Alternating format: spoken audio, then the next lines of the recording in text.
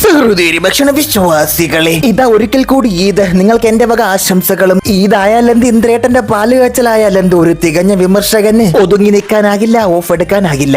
എന്താ ഇത്, കീമോതെറാപ്പി കേക്കോ അതോ കുടൽമാല ക്രിയേഷനോ? എടാ മോനെ, നീ കുത്തിയിരുന്ന് കുളിക്കണ വെള്ളത്തിൽ അരി കഴുകല്ലേടാ. ബ്രിട്ടീഷുകാരൊന്ന് സ്വാതന്ത്ര്യം കിട്ടിയാലെന്ത്, ബ്രിട്ടനിൽ പോയി പഠിച്ചാലെന്ത്, തട്ടിയും മുട്ടിയും ജീവിതം പോണമെങ്കിൽ ജനങ്ങൾക്ക് വിഷമിക്കണം. ഒരുമാതിരി കുഴല് വാങ്ങിച്ചു വന്നപ്പോ ഊത അടുപ്പില്ലാത്ത അവസ്ഥ. അല്ല, ഞാൻ ഇവരോടൊക്കെ എന്ത് പറയാൻ, വെളുക്കാൻ തേച്ചത് പാൻ പരാഗെന്നേ അവര് പറയൂ. സത്യം, പേടിച്ചാണ് ജീവിക്കണം. എപ്പോഴാണ് എവിടെ നിന്നാണ് ഫുഡ് പോയിസ് അടിച്ചിറക്കി തരണമെന്ന് പറയാൻ പറ്റൂലേ. ചേച്ചിയുടെ ഇരിപ്പും മറ്റും ഭാവവും കൈവിരുതും കണ്ടിട്ട് തുണിയലക്കായിരുന്നല്ലേ നേരത്തെ പണി. നൈസർഗിക സ്വഭാവം ഇപ്പോഴും മറന്നില്ല കേട്ടോ. ഒരിക്കലും ഞാൻ ഇതൊന്നും കണ്ട് പേടിക്കില്ല.